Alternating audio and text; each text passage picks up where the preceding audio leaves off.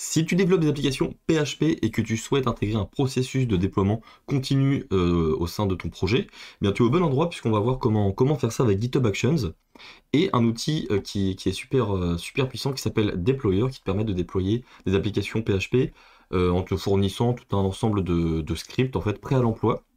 Et il y a même une action GitHub qui est donc disponible et on va voir comment l'appliquer nous sur un serveur dans le cloud.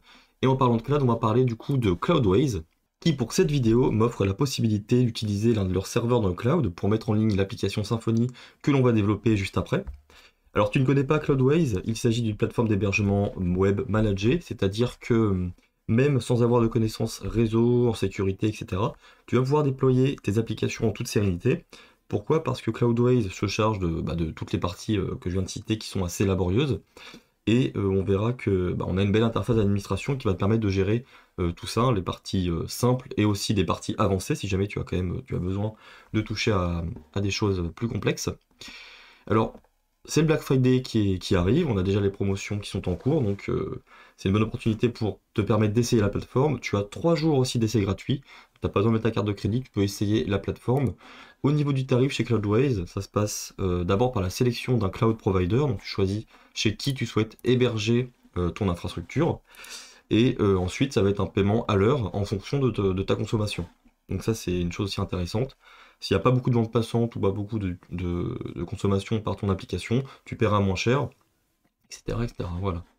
Et donc pour commencer, tu n'as juste à cliquer sur Start Free ici, et après rentrer le code du Black Friday, et puis t'inscrire jusqu'à la fin.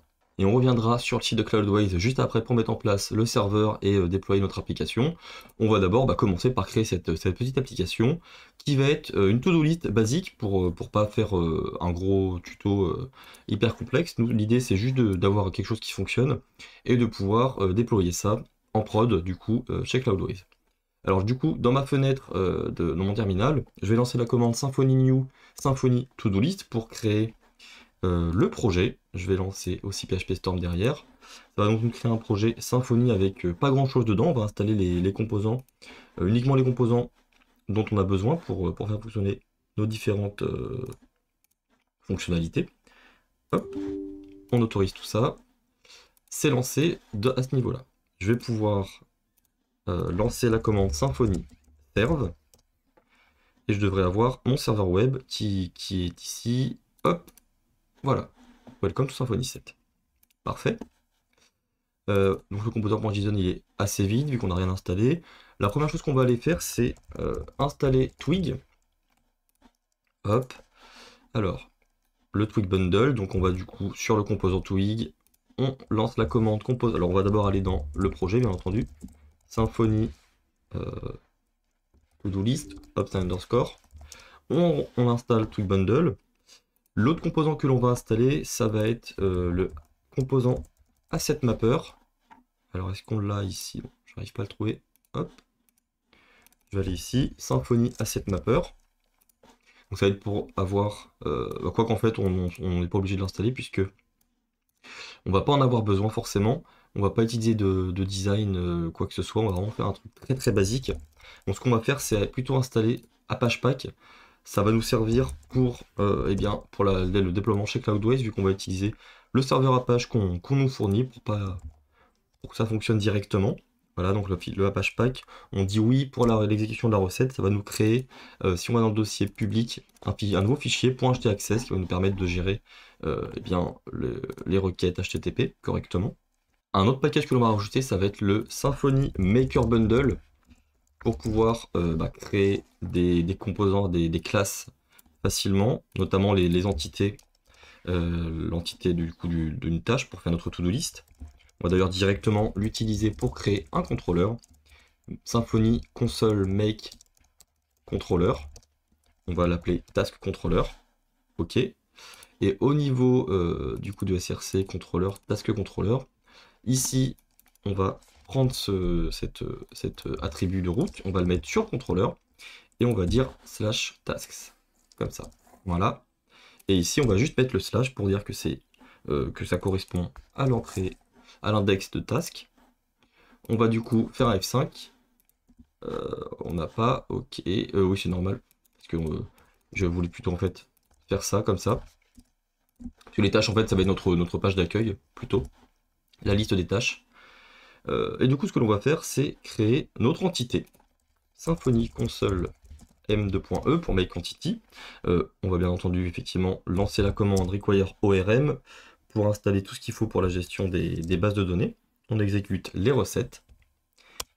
C'est parti. Alors notre entité, ça va s'appeler task, pour tout simplement une tâche. Elle va avoir une propriété name, voilà, string de 255 caractères. Ce champ peut-il être nul en base de données? Non, une tâche doit obligatoirement avoir un nom. Et on va lui mettre un booléen is completed pour savoir si la tâche est terminée ou non. Donc non, on ne peut pas être nul, c'est soit 0, soit 1. On va pouvoir lui mettre un champ, par exemple, created at time immutable. Est-ce que ce champ peut être nul? Non, pareil, la date de création est obligatoire. Updated at, cette fois-ci, donc toujours une date. Et ce champ peut être nul en base de données, parce que quand on va créer une tâche, forcément, sa date de mise à jour est nulle par défaut. On a eu du coup en installant le package ORM la création de fichiers de compose, donc avec une base de données Postgre. Ce que l'on va faire, c'est binder le port 5432 ici, en mettant 2.5432 pour qu'il soit bien ouvert sur la machine, sur mon PC, avec Docker. Ici, je n'ai rien à toucher. Dans le point env, on a déjà en fait, vous voyez ici le datapath URL qui s'est mis, avec les mots de passe qu'il faut, le port 5432. Les mots de passe sont les bons puisque ça récupère dans le fichier compose YAML eh bien, du coup les variables d'environnement. Donc ce que l'on va faire, c'est lancer la commande docker compose up -d pour lancer voilà, une base de données. Ce que l'on va faire maintenant, c'est lancer la commande make migration, ok, et lancer doctrine migration migrate. Parfait. Ensuite, ce que je peux faire, c'est aller dans mon PHP Storm pour vérifier que la base de données soit bien créée. Là, je peux rechercher le Postgre. Je vais pouvoir utiliser app, le mot de passe, point d'exclamation, change me, point d'exclamation. Je vais tester la connexion. Ça fonctionne. On va aller dans les schémas. Alors, on va d'abord faire apply.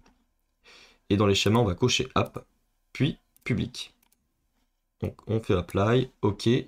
Et maintenant, si je déroule, je vais dans le schéma public, je vois bien ma table des tâches. Parfait. Tac. Alors maintenant, si je retourne ici au niveau du terminal, je vais vouloir créer un CRUD. Donc pour ça, on va faire ça simplement. Symfony make CRUD, il me semble. Oups. Donc là, il faut rajouter ces trois packages. Form Validator Security CSRF pour générer correctement les formulaires de manière sécurisée. On lance la commande CRUD. Et là, on nous dit pour quelle entité on va vouloir créer notre CRUD. Donc CRUD pour l'acronyme Create, Read, Update, Delete. Task. Choose controller, task controller. Alors est-ce que, voilà, ça, on en a déjà un, donc j'aurais pas dû le créer en fait. On va le supprimer. On va dire toujours task controller. On va pas générer les tests PHP unit. Ah mince, ça génère aussi les templates, donc là forcément, ce qu'on a fait avant ne servait à rien. C'est parti, on recommence, task controller, on ne génère pas les tests unitaires. Ok, donc là ça nous a généré plein de choses. Premièrement, le task controller. Je vais enlever ici le /task parce que je veux uniquement, je veux que ce soit ma page d'accueil. Voilà, maintenant ça ressemble à ça. Et du coup, ça nous a généré plusieurs templates au sein du dossier task. Pour l'index, pour le new, show, etc. Avec un contrôleur avec plusieurs fonctions pour gérer ces différentes opérations CRUD, ainsi qu'un formulaire de création. Donc dans le formulaire de création, on va le modifier parce qu'on ne veut pas avoir le champ created at et updated at au sein du formulaire. C'est pas à l'utilisateur de saisir ces informations-là. C'est calculé directement par nous. On va les supprimer. Et on va aller ici dans create new. Ce que l'on fait ici aussi, c'est que la propriété, on utilise le mot completed lorsqu'il s'agit d'un booléen, puisque le is completed, c'est le getter en fait, et le set completed, vous voyez en fait ici, il nous faut le mot après le set en fait pour qu'il puisse retrouver la variable, retrouver la fonction, sinon ça ne fonctionnera pas. Ce que l'on va faire, c'est rajouter une nouvelle chose, un nouvel attribut sur la classe task. Ça va être ORM as lifecycle callbacks. Ça sert à quoi? Ça va servir à donner une valeur à notre createDate et updateDate. C'est-à-dire qu'on va créer deux nouvelles fonctions. Public fonction, on va mettre set createDate_value, void. Et là, on va tout simplement dire que createDate, on lui affecte une nouvelle date. Et on va faire la même chose pour le updateDate. Et comment faire fonctionner ces méthodes-là par magie, on va dire? Il faut rajouter un attribut au-dessus, ORM pré-persiste. Donc là, la pré-persistance, c'est juste avant de l'insérer, de le persister en base de données. On va faire appel à cette fonction. Comme ça, il aura bien une date de création. Et ici, on utilise l'event pre-update. Juste avant une mise à jour d'une tâche, on va mettre à jour le champ updated@, et non pas created. Ok. On va actualiser ceci. On va créer une nouvelle tâche. Alors, completed, par contre, il n'a pas détecté que c'était un booléen. Donc, ce que l'on va faire ici, c'est rajouter checkbox type de .class. Faire un F5. C'est mieux. On va faire du coup une tâche nettoyer la chambre. Pareil, il faudra ranger la chambre. Voilà. On va pas dire que c'est complété, on va cliquer sur save. D'ailleurs, bah voilà. Comme il nous dit ici que c'est obligatoire, forcément c'est pas ce qu'on veut, on veut pouvoir ne pas cocher. On va mettre required false. On va copier ça, ranger la chambre, on sauvegarde. Ok. On voit bien la date de création qui est bien renseignée. Si on va en base de données, on devrait voir apparaître mon enregistrement juste ici. Je vais pouvoir l'afficher, cliquer sur Edit. Et là, si je dis que c'est complété, je mets à jour. Et on voit bien ma date de mise à jour qui a été renseignée grâce à mes attributs qui sont sur mon entité. Et maintenant, ce que l'on va faire, c'est installer le package deployer. Donc si je vais sur la documentation, Get Started, on doit avoir la partie installation, Project Installation, et voilà, Composer Require -dev. Hop, on lance cette commande. Et ensuite, une fois qu'on l'a installé, c'est pas terminé, il va falloir lancer la commande vendor bin dep, et il doit y avoir la fonction init. Alors, on va peut-être attendre, on dirait, on va peut-être attendre pour ça, parce qu'on va d'abord configurer le serveur chez Cloudways. Voilà, donc quand on arrive sur le dashboard de Cloudways et que vous avez un compte tout frais, vous arrivez sur ce genre de dashboard et on va pouvoir cliquer sur Add Server pour créer notre serveur. Je vais donc cliquer sur Select Application. Ici, on choisit quel type d'application on veut créer. Dans notre cas, ça va être une Custom App, PHP. Donc le serveur, donc le nom de notre application, ça peut être To-Do List. Et le nom du serveur, c'est comme on veut, on peut l'appeler PHP Server par exemple. Et ensuite, vous pouvez créer un projet. Donc un projet va regrouper en fait plusieurs serveurs. Et un serveur peut regrouper une ou plusieurs applications. Vous pouvez choisir ensuite le Cloud Provider. Donc moi je vais choisir Digital Ocean avec une configuration de 2 Go de RAM. Ici c'est pour avoir, vous voyez, plus de RAM, un disque plus performant, 2 Tera de bande passante et un processeur 1 cœur avec 50 Go de stockage. Donc ça va largement nous suffire pour ce que l'on veut faire. Et on voit ici qu'on est à 0,0417 $ horaire, en soit environ 28 $ mensuels. Je vais pouvoir cliquer sur Launch Now. Et il faudra compter environ 5 bonnes minutes pour que le serveur se crée. On fait ça parce qu'on va avoir besoin du nom de domaine de l'application, enfin du site, pour pouvoir lancer la commande d'initialisation de deployer. Voilà, mon serveur a donc été créé. On a aussi l'application To-Do List ici.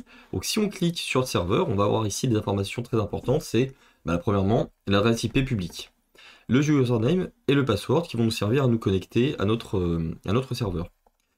Ce qu'on va pouvoir faire en premier, c'est ajouter notre clé publique SSH pour pouvoir se connecter sans mot de passe. Donc là, moi je vais aller dans mon SSH, donc je vais faire cd./.ssh. Et ensuite, vous voyez, je vais pouvoir récupérer ma clé publique et la copier directement ici. Alors je vais pas, voilà, vous la montrer, sinon ça va pas être sympa pour moi. La clé a été ajoutée. Je vais pouvoir tenter une connexion à SSH. Je vais copier l'adresse. Alors, je vais copier d'abord le nom d'utilisateur. Je vais lancer la commande SSH. Le nom d'utilisateur, arrobase, suivi de l'adresse IP. Hop, CTRL V. On ajoute l'empreinte. OK, et voilà. J'ai pu me connecter en SSH. Là, on a un dossier application. Ensuite, on va voir voilà, l'identifiant unique de mon application. Et ici, c'est tous les dossiers qui ont été créés, qui vont fonctionner mon application.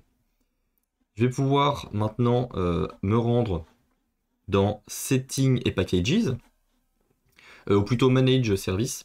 Là, ici, c'est les paramètres voilà, basiques de PHP. Alors, peut-être, oui, dans Packages, pardon.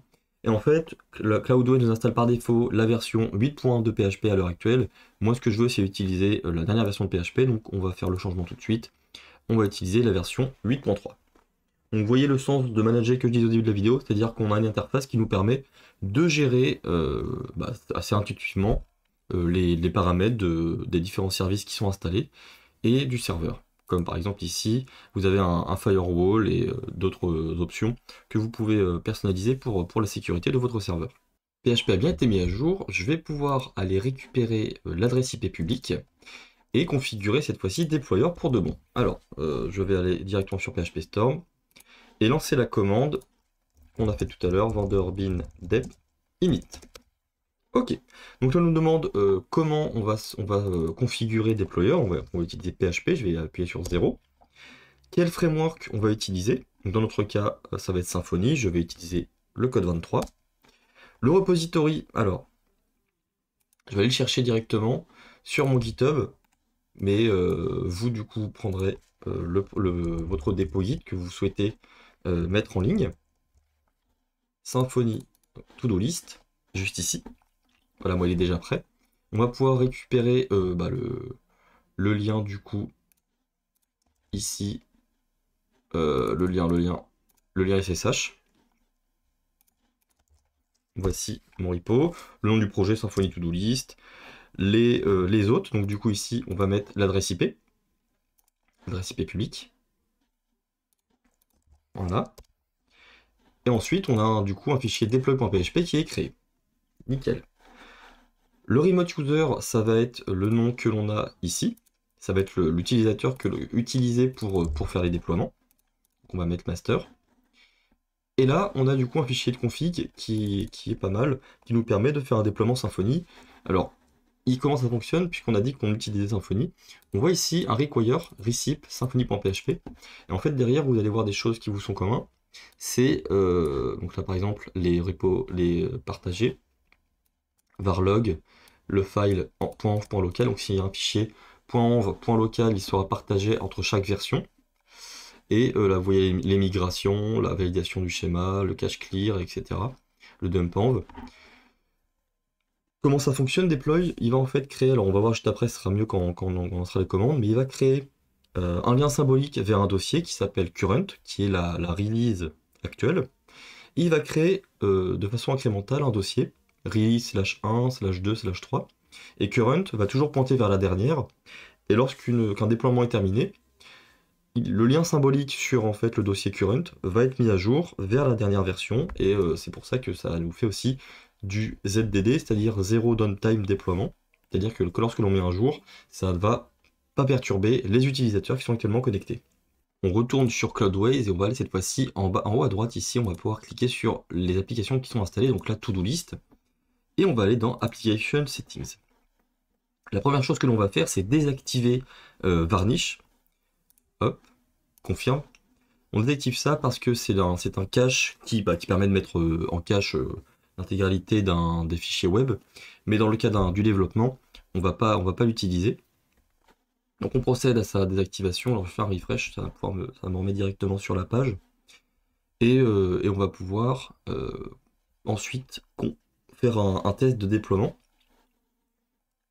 Donc si je vais ici, je vais pouvoir lancer ma commande vendor bin dep deploy. On devrait être pas mal. Hop. Et là, ça va me lancer tout un tas de process. Alors forcément, ça va me dire github.com, oui, forcément. Il va nous falloir configurer la clé SSH pour pouvoir faire un clone. Puisque mon dépôt est privé, il faut que depuis mon serveur, on puisse lancer la commande git clone. Donc on va ajouter les clés qu'il faut. Donc pour ça, je vais aller sur mon serveur. Alors d'abord, je vais aller sur GitHub, et je vais aller dans les settings de mon dépôt. Et on va aller dans la partie Deploy Keys. Ok. D'ailleurs, j'en avais déjà une que j'ai testée tout à l'heure avec mon autre serveur juste avant la vidéo. Donc on a un guide sur les Deploy Keys. On va regarder, donc niveau clé de déploiement, comment les créer. Alors, livraison, niveau autorisation, non. Pardon, j'aimerais bien avoir la version. Ok, on se pas avoir la version française. SSH qui gêne, voilà. On va du coup générer une nouvelle clé SSH. Très bien. Donc il nous faut exécuter cette commande. Hop. Alors, je vais pas mettre un mail, mais je vais mettre ici par exemple GitHub. Voilà, entrée, ok. Maintenant, je vais pouvoir aller dans le dépôt. Pardon, ici, cd.ssh. Et là, ici, c'est ma clé qui a été générée. Je vais pouvoir copier le fichier point public. Voilà. On va pouvoir faire un CTRL-C. Et je vais retourner dans la partie Deploy Keys, Add Deploy Key. Là, je vais l'appeler Cloudways. Et je vais rentrer ma clé. J'ajoute ma clé. Je vais valider avec mon téléphone, du coup, l'ajout de la clé. Hop. Et grâce à ça, on va pouvoir faire des déploiements sécurisés. On va réexécuter la commande, donc là ça a bien été ajouté. Vanderbean dep deploy. On relance ça et on va voir si la magie opère ou non grâce à notre clé. Ouais, ça a l'air d'être bon, update code, ça prend plus de temps donc ça paraît bon. Ok, c'est en train de travailler, donc là on va aller directement dans notre dossier de l'application. CD. Ah mince, on n'a pas mis d'endroit. Ah, c'est pas grave, ok. Je me suis trompé. On a effectivement mis ça ici. En fait, on a la possibilité de rajouter un paramètre pour savoir où est-ce qu'on va venir. On va faire un rm-rf. Voilà. Où est-ce qu'on va venir déployer dans quel dossier on va mettre les déploiements. Donc là, nous, ce qu'on va vouloir faire, c'est le mettre dans application / l'identifiant et public HTML. Là, on va supprimer ce fichier index.php et on va le mettre ici. Donc, on va modifier ici. Ça va être /application / vous voyez, c'est la variable deploy pass / cet ID là / il me semble c'est public HTML. Voilà. Je vais committer ça et je vais relancer le déploiement. Ça va être mieux, je l'ai commité de mon côté sur GitHub. C'est juste là. Ok. Tac. Alors, ls, voilà. Donc qu'est-ce qui se passe? On a le dossier releases avec plusieurs releases. Un dossier shared, on s'en fout un petit peu de l'accent anglais, voilà. Var, cd var. Donc là, ça va être en fait là où on se stockait les logs de Symfony pour qu'ils soient partagés entre chaque version d'application. Mince, hop. Le dossier current qui est la version courante. Le dossier release qui, comme je vous le disais, comporte en fait les versions incrémentales de release. Donc là, c'est la première, donc il y a le dossier 1. On va check ce qui s'est passé. Le déploiement s'est correctement passé. Donc là, si on va sur mon site, ça va pas fonctionner. Pourquoi? Parce qu'il faut modifier le webroot. En fait, donc déjà le projet Symfony, il se situe dans public HTML /current et il est dans, donc si je fais ./current, le fichier index.php de l'application Symfony, il est dans le dossier public. Donc, on n'hésite pas à mettre current / public. On dit OK, comme ça, ça va se modifier ici pour que Apache pointe bien vers ce fichier index.php là. Et on va aller voir, alors, est-ce qu'on a bien quelque chose? Oui, on a bien le PHP Access, ok. On va aller sur l'Access Details, et ici, on a, vous voyez, l'application URL. Ça, c'est bien l'URL de notre application. Donc là, on a un souci, c'est sûrement le point qui n'est pas bon, puisqu'on n'a pas mis en place la base de données. On va copier le database URL qu'il faut. sur CloudWays ici, par défaut, on a un serveur MariaDB. Donc on va aller prendre ce database URL et on va aller le mettre à jour. Ici, je vais faire un // On peut faire php bin / console debug de .env pour voir ce qui se passe. Donc là, on est bien en mode prod. Mais voilà, on a ça qui est configuré. On n'a pas de .env.local. Ce que l'on va faire, c'est tout simplement modifier le fichier .env. Non, bah là, on va aller dans... on va créer un .env.local. .local. Pour qu'il soit partagé entre toutes mes versions de mon application. On va supprimer un petit peu le bordel ici. Voilà. Et comme on a vu dans le fichier debug.php, dans la recip, on a bien le fichier .env.local qui fait partie de la config shared files, qui veut dire que ce fichier est partagé entre chacune de mes versions. Donc là, mon fichier sera partagé. Forcément, j'ai pris le mauvais database URL. Database, hop, c'est celui-là. Je la commenter en fait. MySQL app. Et là, on va récupérer les identifiants de la base de données qui se trouvent juste ici, dans Access Details, sur notre application CloudWays. Donc la dbname et username, c'est la même chose. Donc, ça va être ça. Le mot de passe, on va voir après. Et la base de données, le nom de la base. Ensuite, pour le mot de passe, on va venir copier le mot de passe que l'on a ici.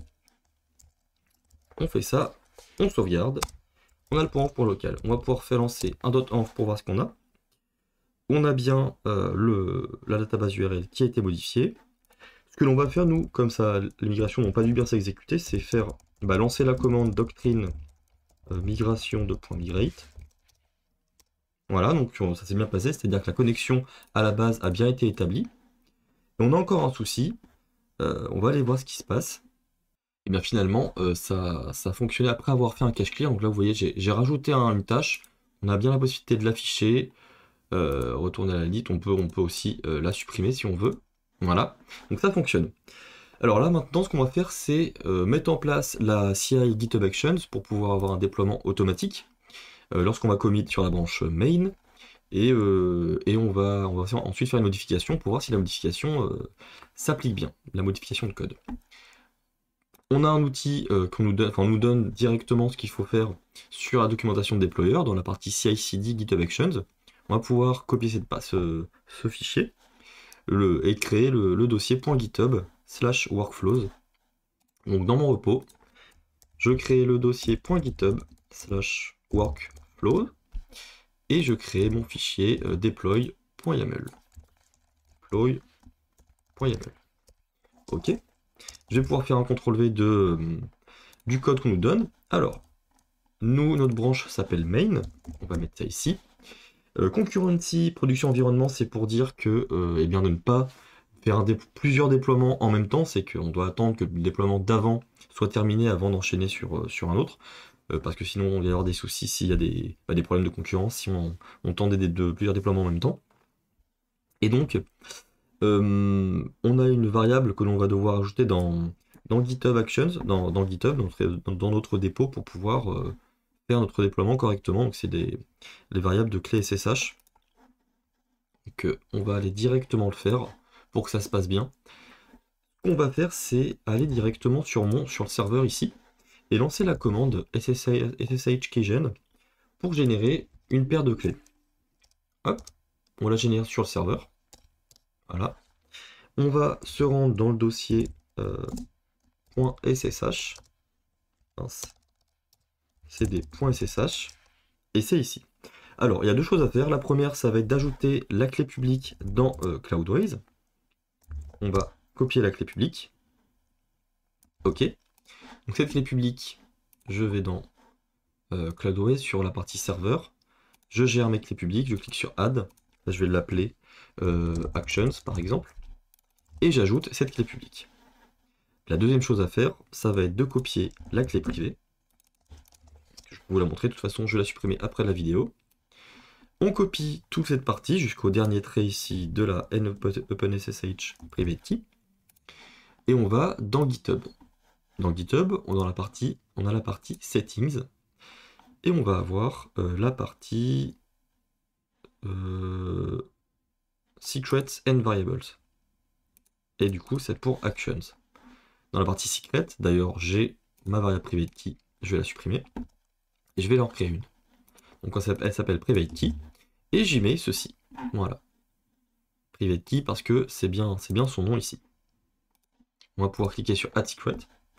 Et maintenant, lorsque le workflow va s'exécuter, ça va utiliser cette clé privée.